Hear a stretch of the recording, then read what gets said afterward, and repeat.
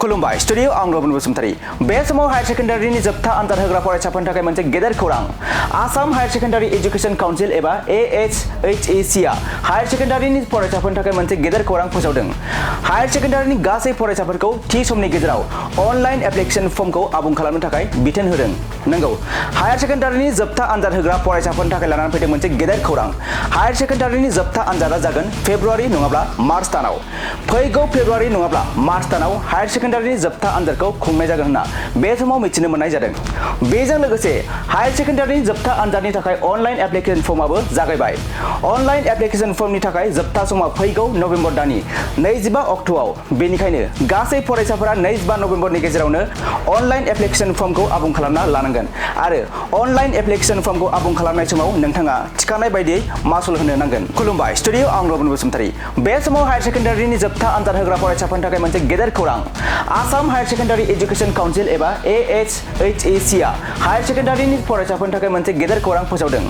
higher सेकेन्डारिनि गासै फरायसाफोरखौ थि समनि गेजेराव अनलाइन एप्लिकेशन फर्मखौ आबुं खालामनो थाखाय बिथोन होदों नंगौ हायर सेकेन्डारिनि जोबथा आनजाद होग्रा फरायसाफोरनि थाखाय लानानै फैदों मोनसे गेदेर खौरां हायर सेकेन्डारिनि जोबथा आनजादा जागोन फेब्रुवारि नङाब्ला मार्च दानाव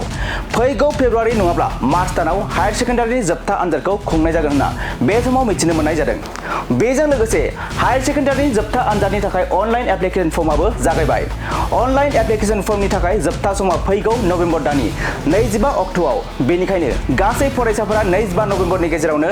अनलाइन एप्लिकेशन फर्मखौ आबुं खालामना लानांगोन आरो अनलाइन एप्लिकेशन फर्मखौ आबुं खालामनाय समाव नोंथाङा थिखानाय बायदियै मासुल होनो नांगोन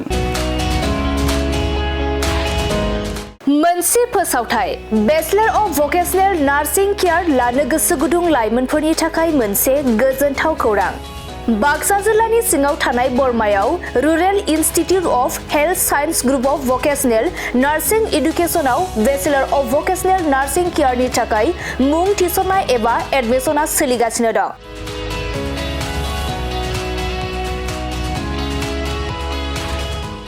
बे बेचलर अफ भकेशनेल नार्सिं केयाराव मुं थिसननो थाखाय फरायसाया जायखिजाया स्ट्रिमनिफ्राय HS आनजादखौ उथ्रिनाय जानांगोन लोगोसे बे बेचलर अफ भकेशनेल नार्सिं केयारनि सार्टिफिकेटनि भेलुआ डिग्री लेभेलनि समान आरो बे डिग्रीखौ Scope Global skill university Bhopal Madhya प्रदेशनिफ्राय होनाय जागोन गुबैयै भकेशनेल नार्सिंनि सायाव बे bachelor of vocational nursing care कचिंखौ होनाय जायो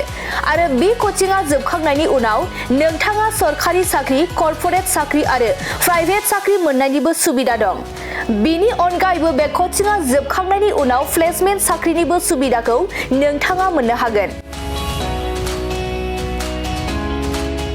बेनिखायनो जाय बिथांमोना बे bachelor of vocational nursing care कर्सखौ खालामनो गोसो थाबैनो नैबे 8723035865 जानबुं नम्बराव सुराद लानानै गावनि मुंखौ थिसननो हागोन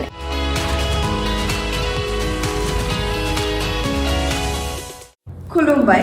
आं नोंथांमोननो दिनै बे भिडिअनि गेजेरजों जोबोर मोजां मोनसे खौरां फोसावनो थाखाय लाबोनाय जादों जोंनि बाक्सा जिल्लानि सिङाव थानाय बरमायाव rural institute of health science group of vocational nursing एडुकेशनाव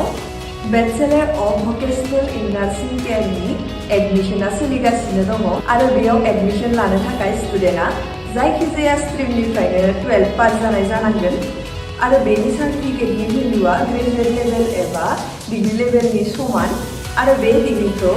scope Global skill university Bhopal Madhya प्रदेशनिफ्राय होनाय जागोन स्पेसियेलि भकेशनेल नार्सिंनि सायाव बेस खालामनानै बे कर्सखौ होनाय जायो कर्स कमप्लिट जाखांनायनि उनाव गभर्नमेन्ट जब कर्परेट जब आरो प्राइभेट जबजों लोगोसे फार्दार मास्टार डिग्री खालामनो गोसोब्ला खालामनोबो हायो आरो बेयाव कर्स कमप्लिट जाखांनायनि उनाव प्लेसमेन्ट जबनिबो सुबिदा दङ बिदिब्ला एथ' मोजां सुबिदाखौ जों मानो जोंनि आखाइनिफ्राय बारग'होनो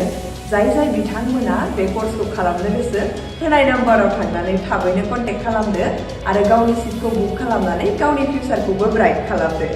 थेंक इउ